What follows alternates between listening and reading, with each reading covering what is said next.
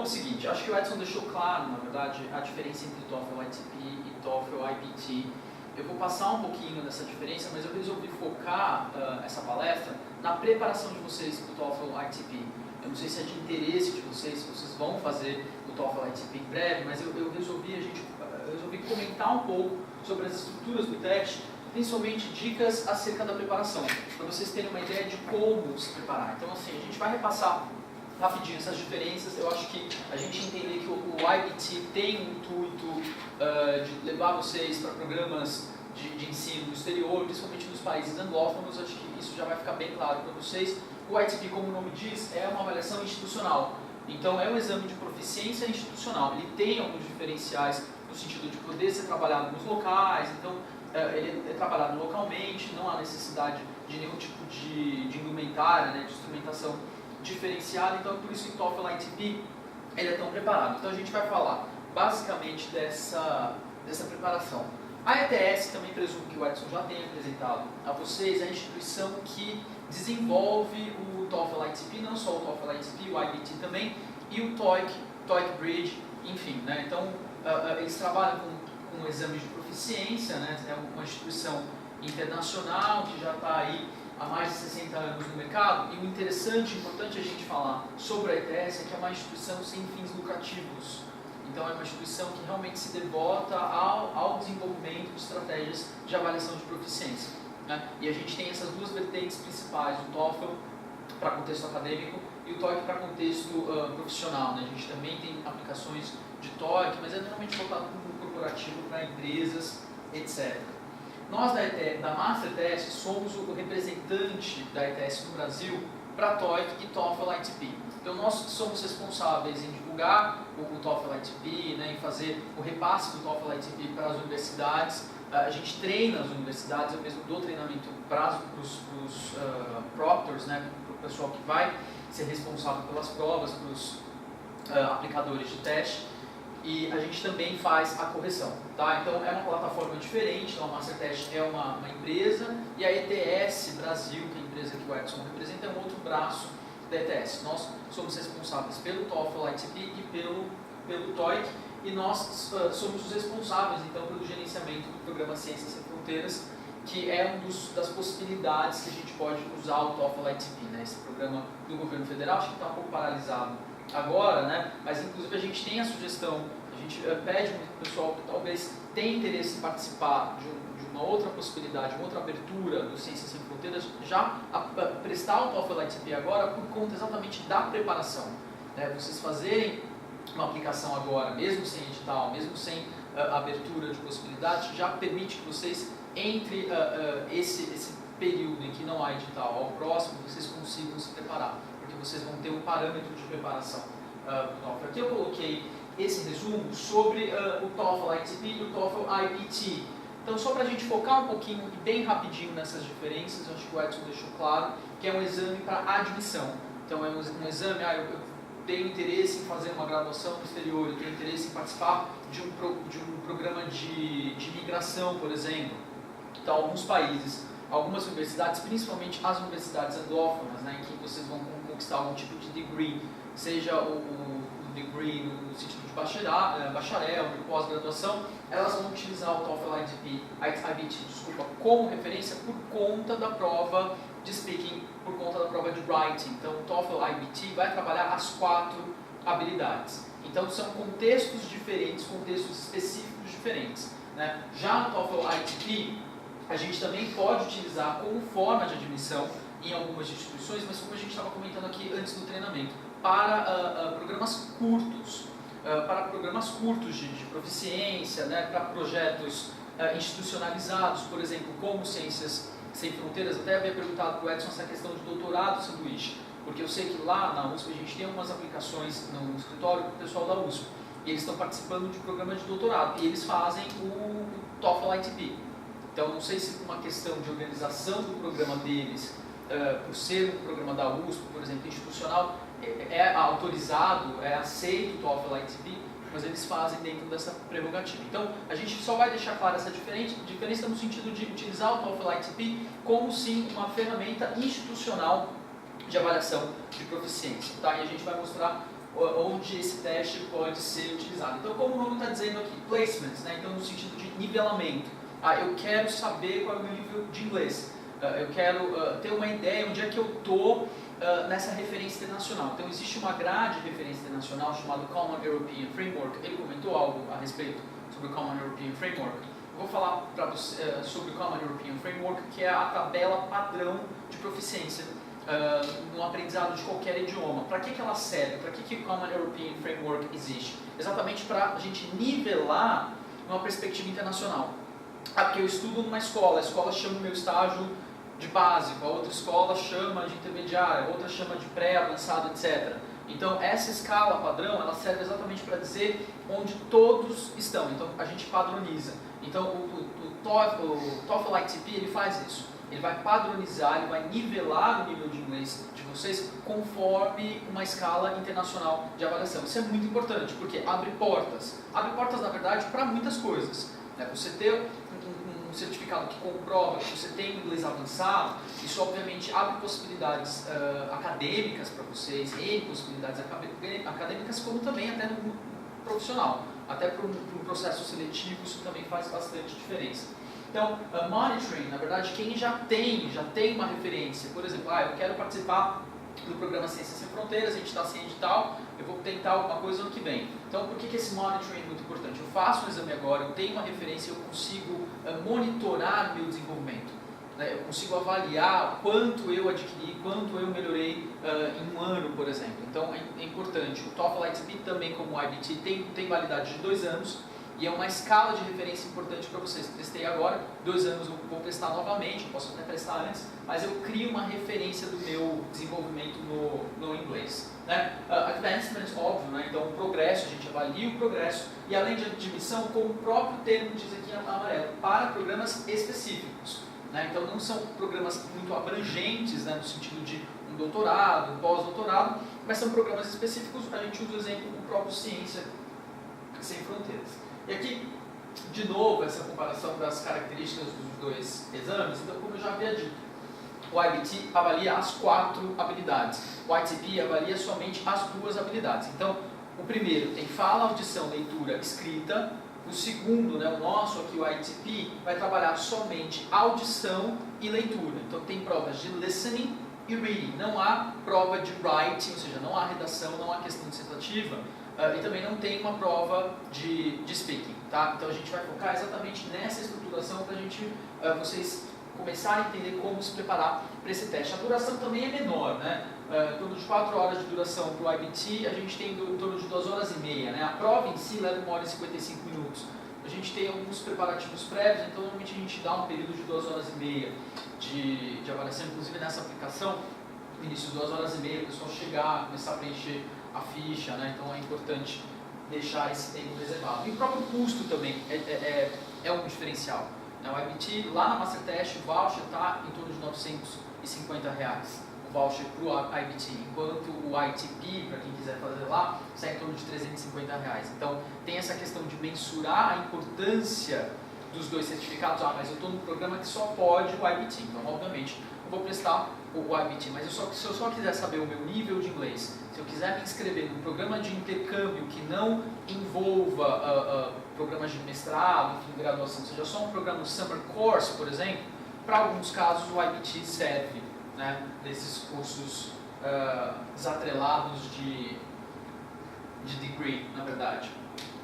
Coloquei rapidinho também, o Edson já falou a respeito. Então, é sim o exame de proficiência mais utilizado para programas de graduação, pós-graduação, imigração, por exemplo. Tem alguns países que pedem o TOEFL ITP, alguns pedem o IELTS, por exemplo, né, como exame de proficiência para imigração. Então, é um campo muito vasto, muito amplo, nesse caso aqui do IBT. Eu vou passar rapidinho porque vocês já ouviram a respeito. Essa parte de estrutura também já explicou muito bem para vocês, eu não preciso retomar, só para a gente ter esse diferencial de um para o outro, para vocês terem uma ideia da diferença. Né? Então, só para a gente finalizar essa comparação, então a gente, grosseiramente falando, usa o IBT para programas de graduação, pós-graduação no exterior, principalmente nos países anglófonos, principalmente nos países em que a língua inglesa seja a língua nativa, porque, obviamente, esse programa requer um grau de fluência maior, porque há países em que vocês somente vão assistir aulas. Então vocês podem ser avaliados na questão do listening. Eu sei que, por exemplo, mesmo lá na USP, muita gente foi fazer um mestrado, por exemplo, na Alemanha, só com TOEFL ITB. Por quê? Porque é uma parte só de audição, então ele pode ser avaliado exclusivamente no listening. Mas, grosseiramente falando, quando falamos em graduação e pós-graduação, a gente fala em IBT. Quando a gente fala em programas específicos, principalmente o Ciências Sem Fronteiras, pós-graduação no Brasil, algumas instituições, eu não sei quais são especificamente, mas algumas instituições aceitam a ITP como proficiência para mestrado e doutorado.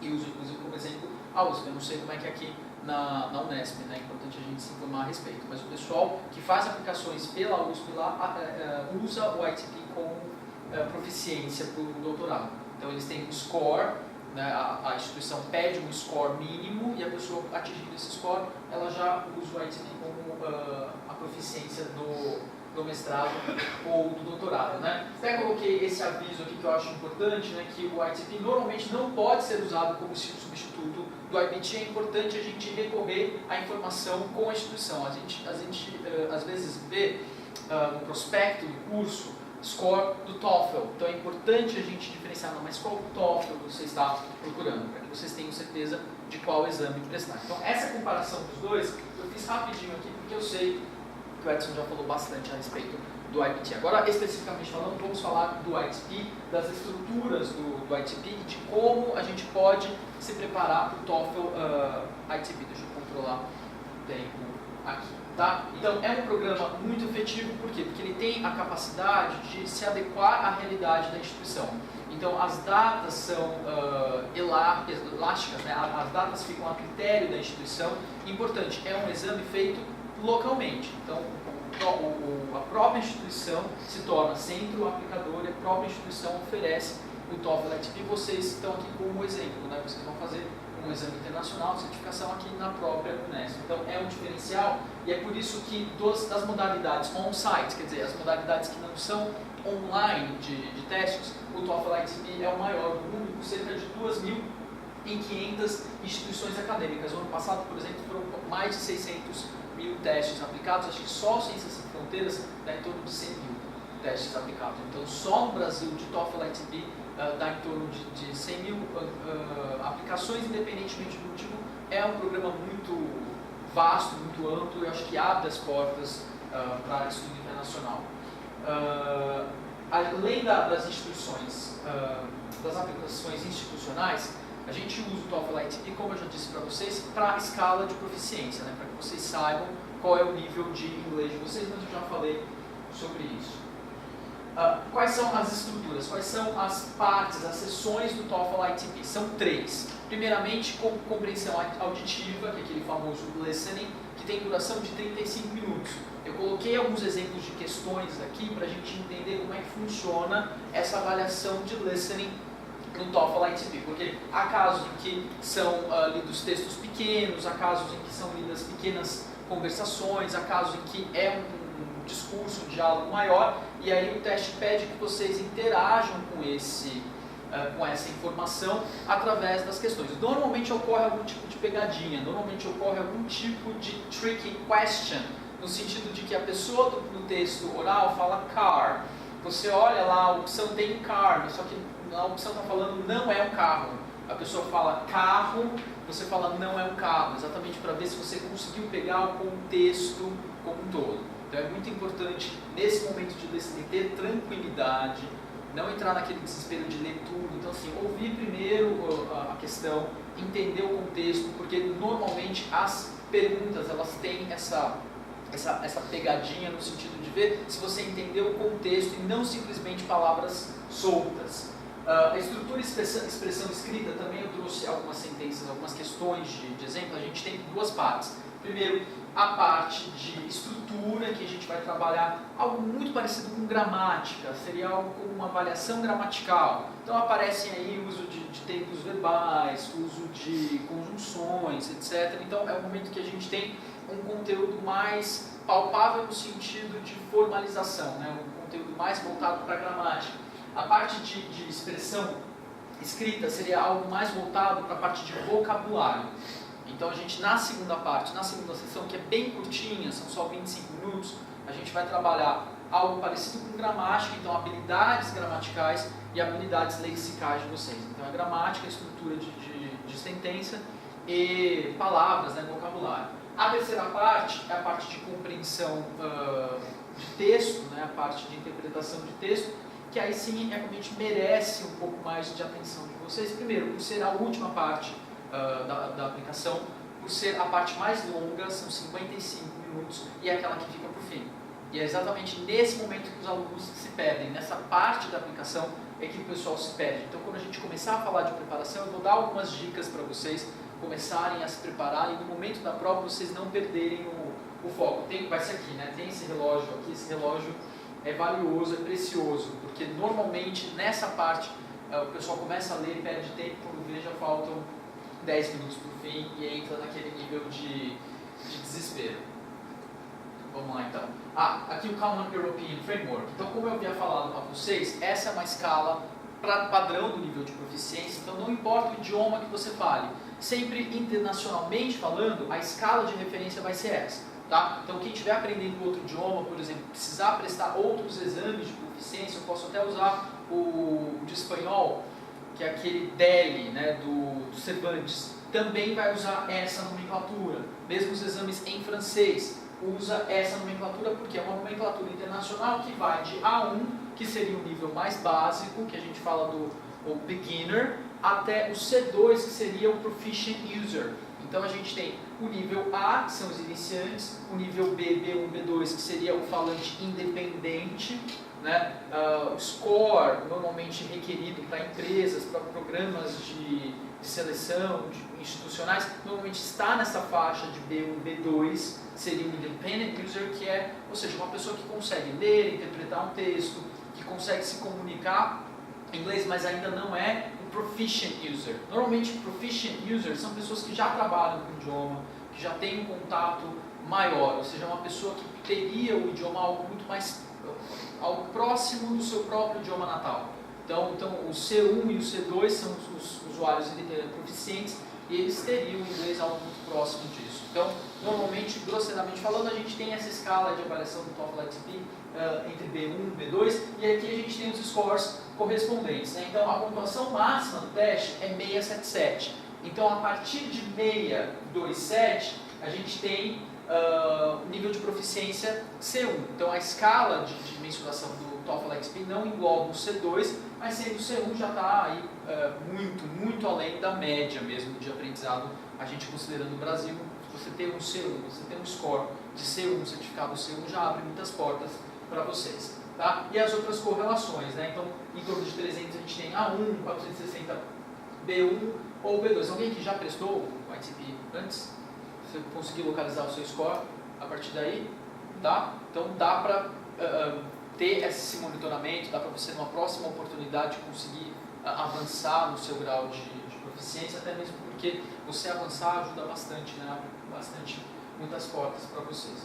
Tá? Então, só para a gente deixar claro o porquê de se fazer um exame internacional de proficiência, exatamente para que vocês façam parte de um contexto internacional de nivelamento. Aqui tem só os diferenciais do TOEFL ITP. O pessoal do marketing vai fazer um material de divulgação que eu acho interessante. Tem esses 8 motivos para fazer o TOEFL ITP. Eu acho importante a gente falar, principalmente de programas de bolsas, né? Eu acho que é um diferencial importante por ser uma avaliação institucional. Eu presumo que vocês estejam atrás de algum projeto acadêmico, então o ITP é aquele que fornece mesmo a concessão de bolsas pelos órgãos públicos, principalmente na questão voltada à proficiência.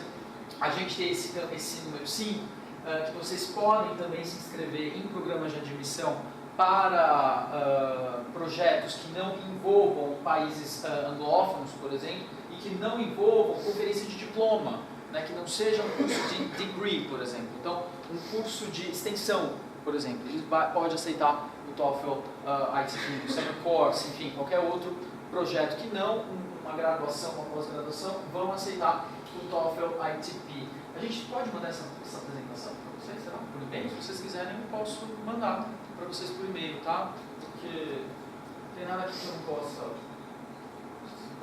falar para vocês. Vamos lá falar da estrutura e do tempo. diferença básica, né, entre o ITP e o IBT é a questão do ITP ser uma prova de papel, tá? Ela está em formato de papel.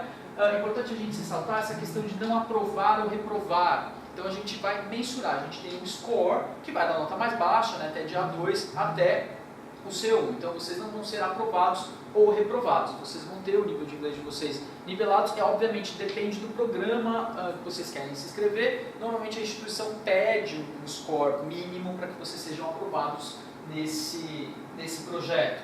O TOEFL ITP é apresentado em diversos formatos de teste. Então, por exemplo, você vai fazer um teste agora de novo, você vai fazer um outro formato, é um outro teste, você precisa ter um outro código de forma. Por quê? Porque a prova se mantém sempre atual, sempre diversa, né? A gente tem a possibilidade de fazer sempre um teste novo, e como eu disse para vocês, foram mais de 100 mil aplicações aqui no Brasil, né? Então a prova precisa se manter de certa forma atual, variada, para que a gente não incorra em nenhum tipo de fraude. Eu vou focar aqui no Level 1, a gente tem o Level 2 também, do TOEFL ITP, que para níveis de básico e intermediário, mas aqui a gente vai trabalhar o Level 1, que é o específico para vocês. A divisão de tempo, eu já falei rapidinho, mas está aí para vocês verem. Então, 35 minutos de listening, 25 minutos de structure e 55 minutos de reading. Passa muito rápido.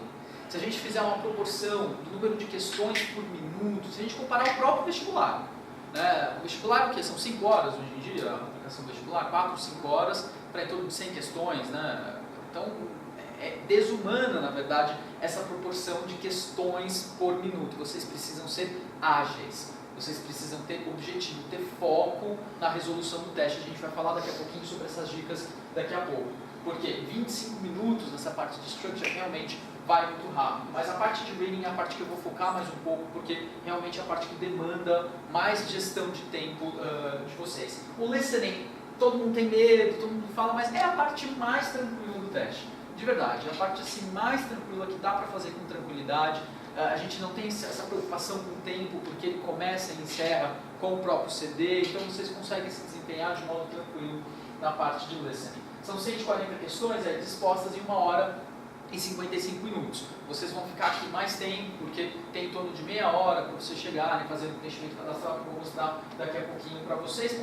Pontuação mínima 310, máxima 677. Né? Só um outro resumo dessa estrutura, notas mínimas e máximas para cada parte. Né? Número de questões, 50 para listening, 40 para structure, 50 para a parte de reading. Tá? E aí tem o texto também na parte de reading, a gente vai dar uma olhada sobre nessa estrutura daqui a pouquinho. Coloquei aqui um resumo dos assuntos que são tratados no TOEFL ITP, né? Só a critério de curiosidade, né? O contexto de uso é normalmente um contexto acadêmico. Então aqui a gente tem arte, humanidade, ciência. Então, por exemplo, há exemplos de aula de história, de análise literária, de poesia. Então é esse contexto que vocês vão encontrar no TOEFL. Pode ser familiar em alguns assuntos, mas não muito familiar em outros. Esses dias eu estava fazendo uma aplicação, de repente estava ouvindo alguém falar de poesia. Eu falei, nossa, mas eles estão realmente falando de poesia no TOEFL. Então há essa possibilidade, sim, né? Porque é uma prova abrangente na questão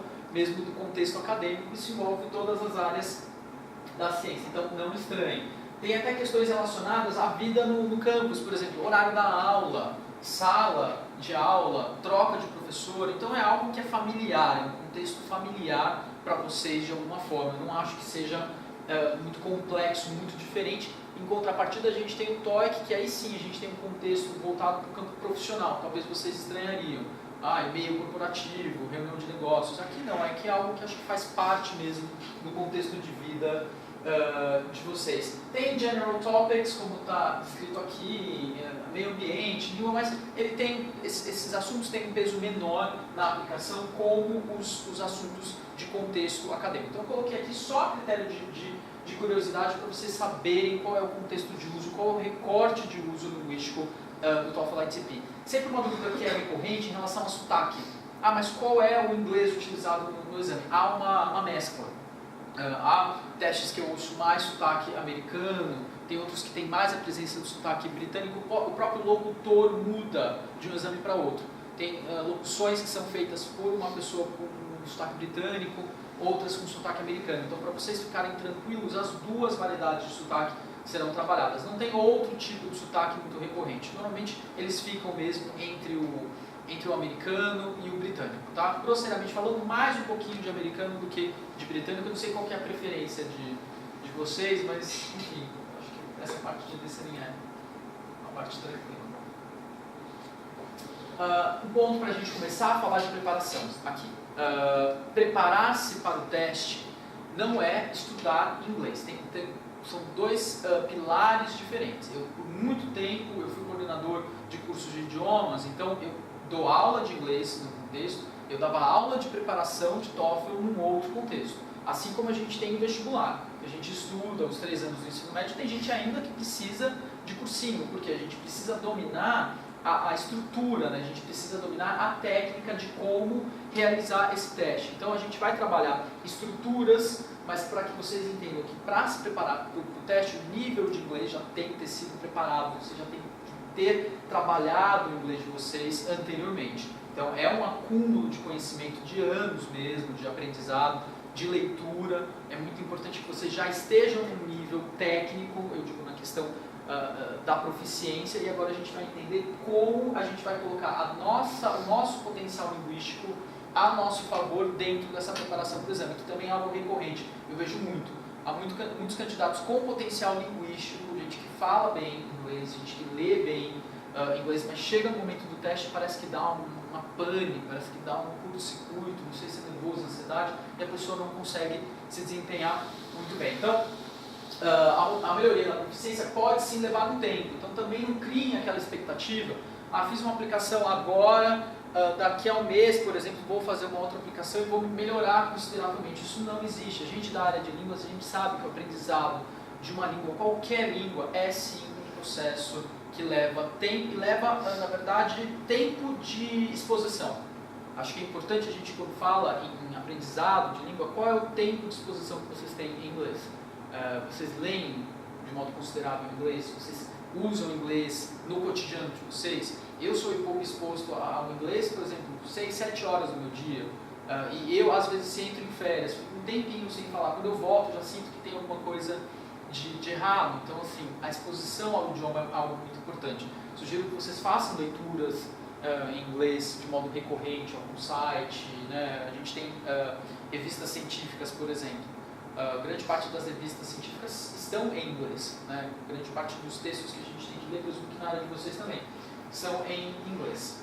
Antes do teste, então, a gente precisa se familiarizar com o formato do teste, com a estrutura do teste, que é o que a gente vai fazer agora. Eu vou começar falando para vocês, primeiramente, da parte que dá mais enrosco na hora da aplicação, que é essa aqui, o raio da folha de respostas, tá? Esse, normalmente, você vai ser aplicador, normalmente é o momento que o pessoal surta mesmo, assim, incrível. O teste não começou e o pessoal já está, assim, viajando na batatinha totalmente. Eu tenho aplicação 2 vezes por semana na Mastertest, tanto de TOEFL quanto de TOEIC. E de TOEIC especificamente falando, é gente que trabalha em empresa, vive num ambiente altamente sob pressão, né? Já está acostumado, habituado, chega na prova, faz tudo errado. Então eu já vou antecipar o preenchimento para vocês aqui, para que no momento do teste vocês saibam o que fazer e fiquem tranquilos. Não é. Esse primeiro campo aqui, a gente vai anotar nome e sobrenome, na verdade o contrário.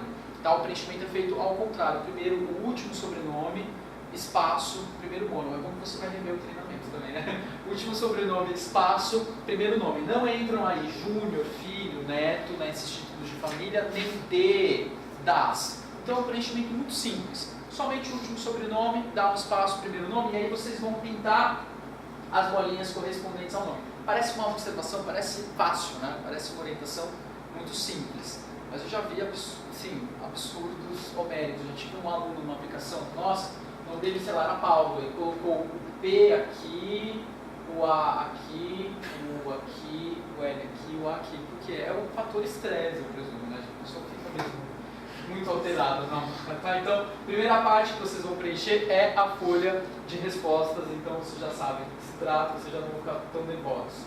O documento que a gente usa como número de identificação é o CPF. Então, no dia vocês vão anotar aqui no campo 2 o número de CPF, só que vai ficar faltando um dígito. É isso mesmo. Então, quem tem CPF iniciado com 0, anota o 0, né? Às vezes tem 2 zeros hoje em dia, anota os 2 zeros, mas o último dígito, né? O último número do dígito não vai ser preenchido. E aí tem os outros campos, né? Data de nascimento, padrão em inglês, esse código que vai ser passado por vocês no dia. Então é importante que vocês já estejam familiarizados com essa folha de respostas para que no momento vocês não tenham um choque duplo.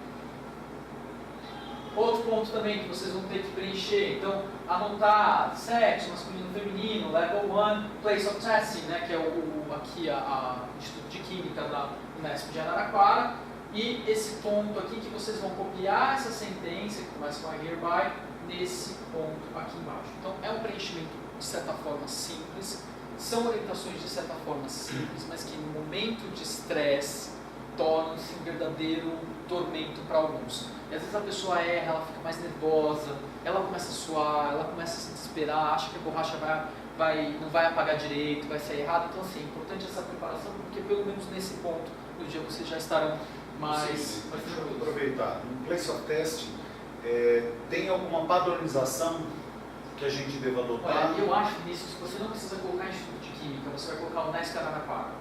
Unesp Araraquara. Porque o nosso registro lá é esse. Não há uma diferenciação dos institutos ou das faculdades pra gente.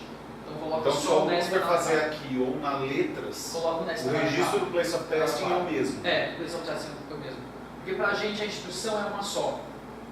Acho que é importante começar a falar disso nos treinamentos online também. Porque a gente fala só o nome da instituição e cria...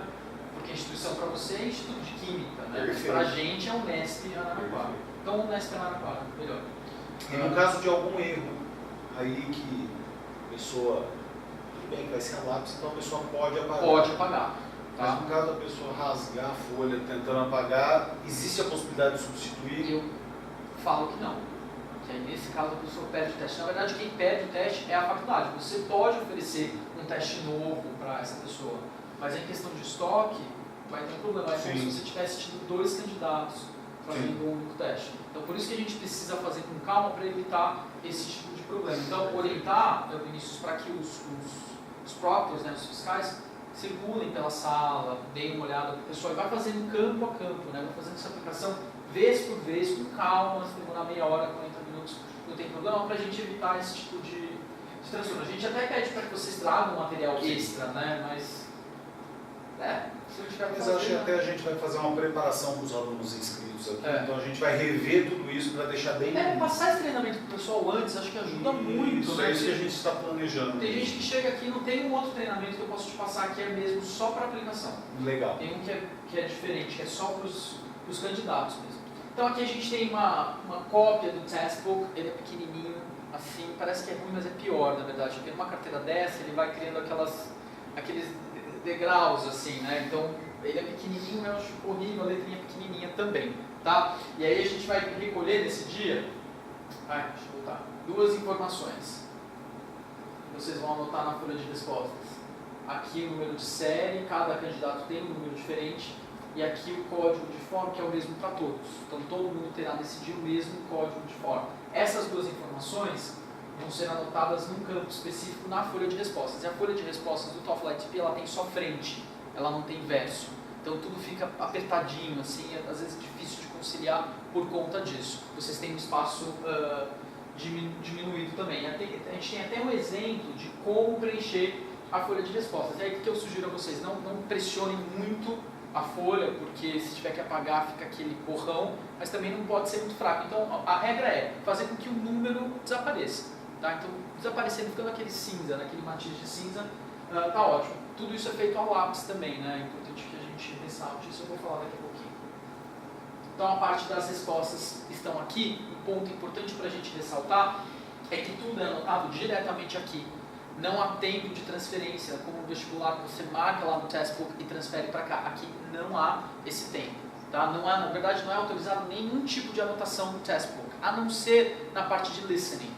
Na parte de listening vocês podem anotar alguma coisa, mas não a resposta. A resposta tem que vir aqui, porque uma vez que o aplicador fechar a sessão, vocês não podem voltar. Então, uma vez finalizada a parte 1, vocês não podem anotar as respostas lá na parte 2, na parte D e 3 também, respectivamente. Algumas dicas de preparação, eu já tinha falado sobre essa questão de leitura, então eu volto e reitero isso para vocês. Eu, por exemplo, quando eu dava aula de inglês, eu sempre orientava os alunos o seguinte: olha, veja qual é a função do inglês na sua vida, qual a importância do inglês na sua vida e tente disponibilizar um pouco do seu dia para o inglês. Tem alunos que perguntam, eu posso estudar 2 horas no domingo ou 5 minutos todos os dias. Eu sempre indico 5 minutos todos os dias. Antes 5 minutos, 10 minutos todo dia, do que um monte que vai chegar uma hora que você não vai conseguir mais absorver a informação. Então, se vocês, nesse momento pré-aplicação, continuarem esse trabalho, darem 5, 10 minutos no dia de vocês para o inglês, vocês mantêm a mente de vocês ativada, porque a linguagem é um processo mental. A linguagem é um processo mental muito forte, isso envolve processos profundos na nossa mente, um deles envolve conhecimento temporário. Se eu não uso esse conhecimento, ele vai lá para a pasta de arquivos temporários como no computador. E toda vez que a minha mente tiver que retomar esse conhecimento, vai levar um tempo, vai ser algo truncado sim. Então, se eu mantenho a minha mente ativada em inglês continuamente, essa transferência ela se torna mais tranquila, né? Menos traumática. Então, essa preparação, assistir filme, leituras em inglês, o jornal, o periódico, eu, por exemplo, meu celular, meu computador, é tudo em inglês. Não esse trabalho, né? Mas em casa é tudo em inglês, porque é o modo que eu tenho de manter tudo a língua ativada. Mas obviamente depende de como o inglês é importante, né? Qual a importância do inglês no cotidiano de vocês. Durante o teste, aqui algumas dicas muito importantes. Trabalhe rapidamente, né? Eu sei que parece o contrário do que os pedagogos normalmente falam, mas é essa a observação mesmo. Vocês precisam ser objetivos na prova. Não sei, não sei. Sei, não sei, não vai, talvez apareça, mas assim, não tenham esse hábito de pensar demais ao longo do teste, tá? Porque o pensar demais acaba se tornando um problema para vocês, principalmente na parte de reading. Aí a minha sugestão, leiam as questões antes dos textos.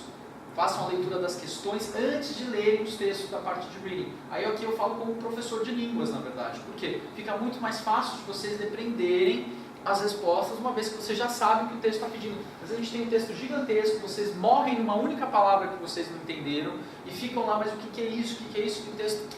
E as questões não têm nenhum tipo de correlação com o que está sendo, com essa palavra que você encontrou dificuldade na leitura, né? Já falei sobre as respostas diretamente na folha de respostas e tempo. Então esse relógio aqui tem que ser uma referência para vocês. Por quê? A norma diz que os aplicadores devem avisar quando faltarem 10 e 5 minutos para o término das sessões de reading e da sessão de structure e reading. Só que é muito pouco tempo, né? Se você estiver na metade do teste, alguém avisa, faltam 10 minutos, aí acabou, aí lascou-se tudo de uma vez porque entra no desespero. Então usem o relógio como referência. Vão estar projetados, por exemplo, acho que aqui no telão, os horários de início e término. Então vocês conseguem controlar bem o tempo de vocês. Né? Tente responder as perguntas com a melhor sua capacidade, isso é óbvio. Né? Então eu acho que a referência é essa. Você não sabe, até pode deixar reservado para outro momento, mas eu sugiro que vocês façam um teste sempre de modo corrente. Vocês preenchem todas as questões mesmo. Talvez no fim você tenha tempo de retomar a questão. Mas só se houver tempo. Se não houver tempo, já deixa como está. Diferentemente de deixar a questão em branco e ter que voltar, às vezes o tempo não dá e vocês acabam perdendo essa questão. Às vezes chutar acaba sendo uma falha não tão horrível quanto deixar em branco e depois fazer de qualquer forma no final.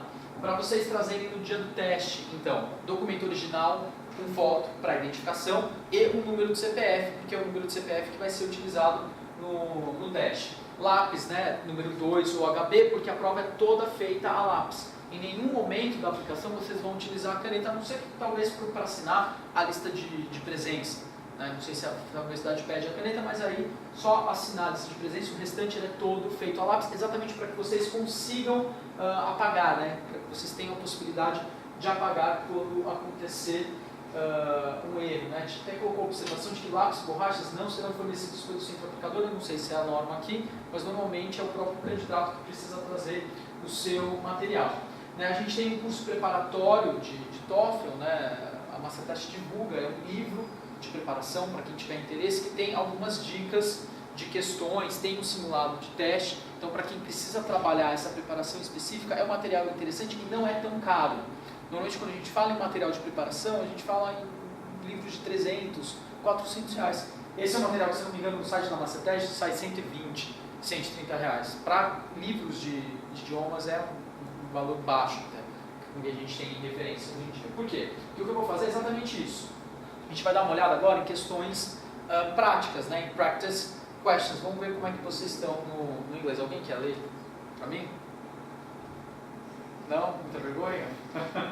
Tá bom, eu leio para vocês. Então eu coloquei aqui um recorte, primeiro da parte de listening, tá? E da seção A da parte de listening, que são short texts. São textos curtos, bem rápidos, que vocês precisam encontrar a resposta. Então o CD vai ler para vocês. I don't like this painting very much, neither do I. E aí o narrador vai perguntar, what does the man mean? E aí?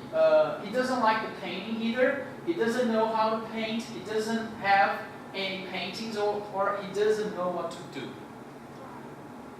Tá? É assim, tá? Tranquila essa, né? Essa aqui é só pra... só pra animar, tá? Mas na verdade essa primeira parte do listening é sim mais simples, né? Porque são contextos curtos e objetivos. A outra parte já fica um pouco mais complexa. Por quê? Porque a gente já tem um texto grande, só que não é um texto, isso é um texto oral, a pessoa vai falar isso para vocês. E aí você no momento tem que conciliar a audição, né? Você precisa ouvir o que está sendo dito, você precisa conciliar o textbook, a folha de respostas, o seu lápis, a sua caneta, a sua borracha, quer dizer, o seu nervosismo, enfim, então é muito envolvido nesse momento. O que eu sugiro? Vocês, nesse instante, foquem no texto, foquem na audição, não fiquem olhando as questões, porque às vezes ao olhar as questões, vocês vão abrir precedentes para essas pegadinhas, porque vocês ficam focando em palavras soltas e não no contexto. Vamos dar uma olhada aqui, vamos lá. Listen to an instructor talk to his class about a television program. I'd like to tell you about an interesting TV program that will be shown this coming Thursday. It will be from 9 to 10 p.m. on Channel 4. It's part of a series called Mysteries of Human Biology. The subject of the program is the human brain, how it functions and how it can malfunction. Topics that will be covered are dreams, memory, and depression. These topics are illustrated with outstanding computer animation that makes the explanations easy to follow. Make an effort to see this show. Since you've been studying the nervous system in class, I know you'll find it very helpful. Questão é: what's the main purpose of the program? Tranquilo por enquanto, né? E aí? To demonstrate the latest use of computer graphics. Já vou falar sobre isso. To discuss the possibility of an economic depression, to explain the workings of the brain, to dramatize a famous mystery story. Qual? Mas está tranquilo, por quê? Porque aquilo está escrito para vocês. Então vocês viram que eu falei sobre pegadinhas? A gente tem aqui computer graphics, e tem algo no meio que ele fala algo parecido com graphics or computer. Então sempre nas questões você terá algo que vai ser dito no meio da locução, só que não se refere a isso. Então prestem muita atenção, porque a gente vai encontrar pelo menos uma ou duas palavras das outras questões, das que estão erradas, a gente vai encontrar esses termos sendo ditos na locução. E aí que a gente se confunde. Por quê? Porque se eu focar nisso aqui, se eu ficar olhando as questões e não prestar atenção, ele vai falar graphics, ele não... É graphics, é isso aí. Vou marcar graphics e vou direto na questão errada. Então parece que é simples por conta do texto estar transcrito. Mas na verdade, no momento do teste, é muito importante vocês abstraírem mesmo a questão e deixar para ouvir somente o listen. Então vocês falaram que é sim, né? É isso aí, tá? To explain the workings of the brain, né? Essa também parece que é bem óbvio. Parte 2, a parte de Structure and Written Expression. Para mim, é a parte mais gostosa, porque é gramática, enfim, mas normalmente é onde dá o tilt, dá a pane no pessoal. Vamos lá. Geysers have often been compared to volcanoes, blá blá blá. They both emit hot liquids from below the Earth's surface. E aí a gente tem uma série de conjunções. A gente tem 4 opções de conjunções ou locuções, na verdade, conjuntivas, de contexto semântico diferente, mas na verdade para alguns isso é grego da mesma forma, porque eu tenho due to, because, in spite of, regardless of. E aí qual é a minha dica para vocês? Eliminem, né? Eliminação é a forma melhor de sanar dúvidas na hora, porque se eu elimino aquela que eu tenho certeza que não é, eu acho que a resposta está fácil para vocês desse? Mais ou menos? Uma dúvida? Porque se eu elimino aquele que eu tenho certeza, algum daqui que você tem certeza que não é. Qual? A D? Por que não? Porque é o contrário. Perfeito. Então você fez uma interpretação semântica. Eu gosto normalmente de fazer interpretações sintáticas. Por quê? Se eu tenho uma conjunção e uma preposição, o que eu tenho que obrigatoriamente ter depois deles? Um verbo, ou no gerúndio, ou no particípio.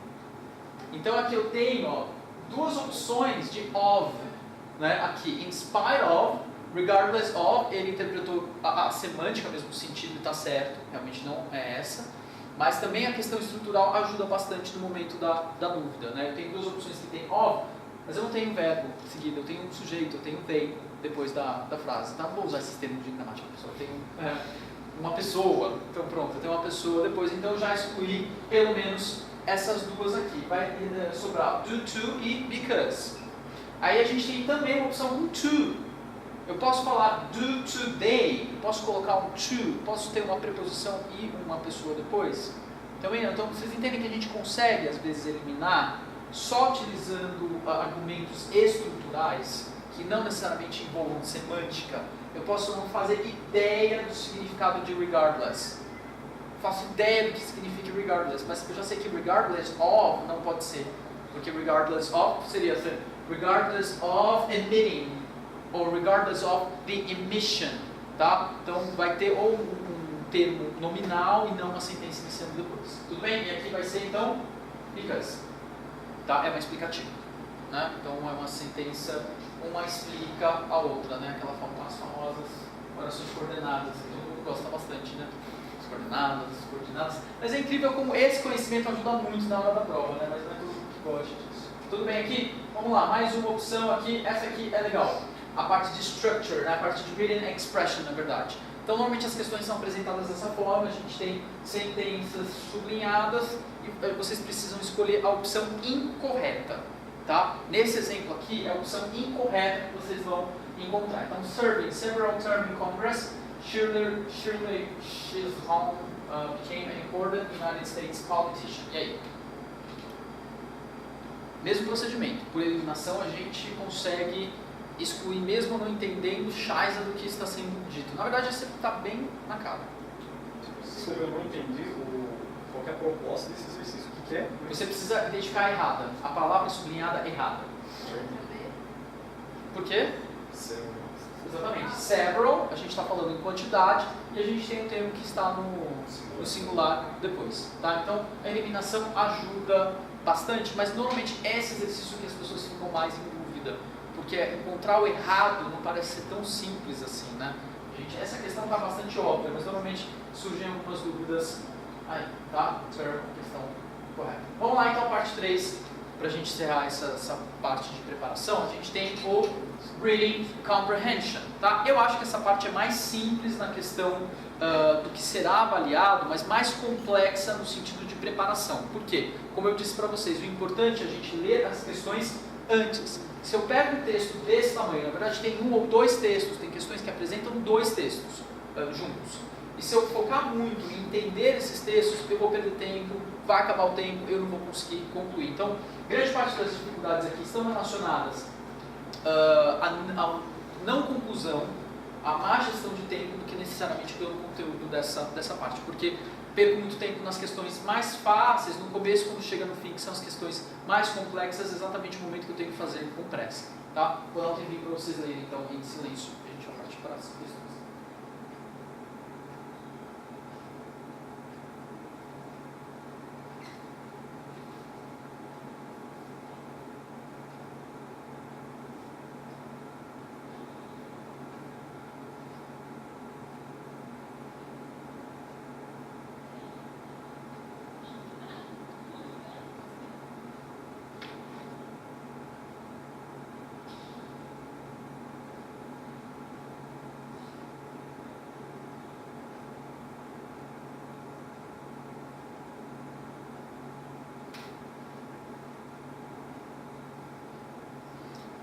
E eu tenho um momento que, no momento dessa leitura, vocês estão aqui, vocês estão focando exatamente nas palavras mais difíceis, mas esse é o intuito mesmo.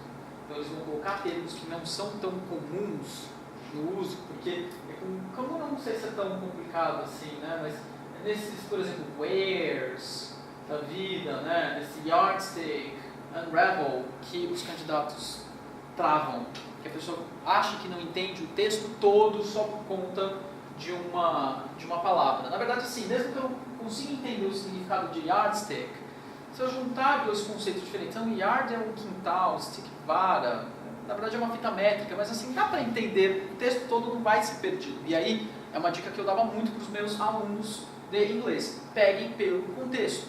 Então, o texto tem que ser entendido pelo contexto, não há necessidade de se entender cada uma das palavras. Até mesmo que vocês vão ver, as questões não estão relacionadas aos termos difíceis. Vamos lá. What's the main idea of the passage? In modern society, we must take more time for our neighbors.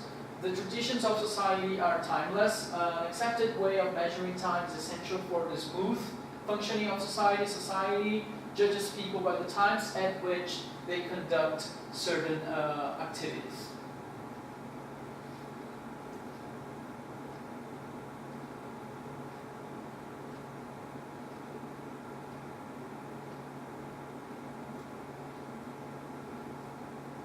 E aí?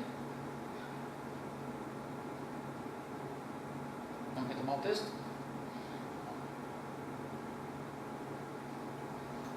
Então, primeiro a gente inicia aqui, ó, a gente está falando de timekeeping, e ele usou como modelo o railroad. Então, assim, a gente, a partir da instituição das estações de trem, a contagem de tempo passou a ser algo ainda mais drástico na vida das pessoas. Então, ó, the value of this tradition of time measurement is today more apparent than ever.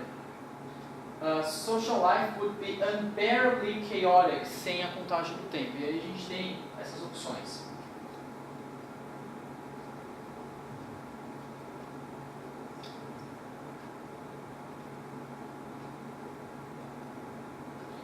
We must make more time for our neighbors.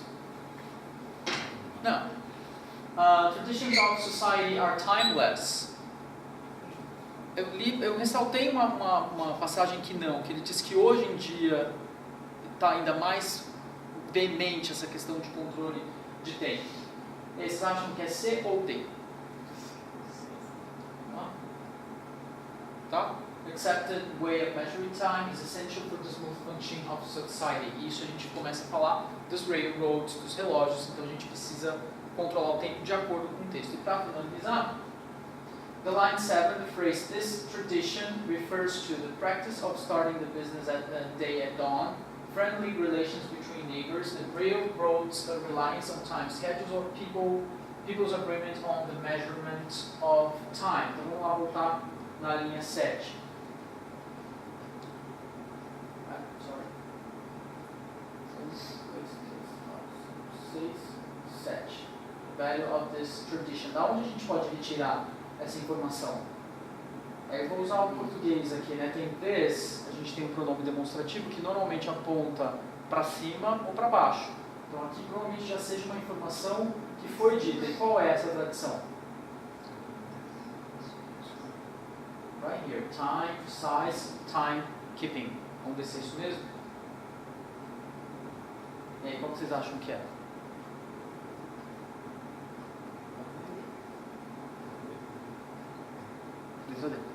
Tudo bem? Mas aí a leitura das questões antes da leitura do texto ajuda bastante, porque dá para vocês conseguirem selecionar aquilo que é importante. Senão vocês vão focar exatamente nas palavras que vocês conhecem menos, vocês vão focar muito no vocabulário e não no contexto. Tá? Tudo bem? Então, só para a gente finalizar, para a gente ter um resumo de quem interessa fazer o TOEFL. Então, para vocês, devido ao programa institucional, pós-graduação, universidade pública, como eu disse, algumas universidades aceitam o TOEFL como teste de proficiência, e para quem quiser monitorar o nível de inglês, né? Por mais que não tenha edital do Ciências Sem Fronteiras, a gente recomenda que vocês façam a prova agora com menos estresse agora, com menos necessidade de terem um score X ou Y, para que vocês tenham um ano aí de preparação, porque como eu já havia falado para vocês, é uma preparação que não é da noite para o dia, é uma preparação linguística, primeiramente, para depois vocês terem uma preparação voltada para os aspectos do teste. Só para a gente finalizar, esse aqui é o Score Report, que é o resultado oficial, que é o relatório oficial do TOEFL, você tem as informações aí de data, enfim, e o score de vocês aqui presente nessa parte total score. A gente também tem a emissão do certificado, que não é mandatory, né, não é institucionalizado, vocês recebem só o Score Report. Quem quiser, tiver interesse, pode requerer o certificado, que não tem valor nenhum, na verdade, assim, né, só valor de parede, decoração. E tem os níveis aqui, bronze, prata e ouro, dependendo do score de vocês. Tá? É isso aí. Tudo bem, pessoal? Ficou alguma dúvida? Não? Quando vocês vão ter a aplicação? Mês de junho. Mês de junho? Vocês têm aí 1 mês e meio para se prepararem, tá? Mas se vocês quiserem, eu posso mandar essa apresentação por e-mail para vocês consultarem e se prepararem. E as dicas para esse mês e meio é exatamente essa. Acho que manter o contato com a língua constante, vocês manterem esse contato com o inglês constantemente, principalmente agora, nesse mês e meio, e se apropriarem dessas estruturas do teste, né? Buscarem algum simulado na internet, né? Se apropriarem principalmente dessa parte mais complicada da interpretação de texto. É isso. Obrigado, pessoal.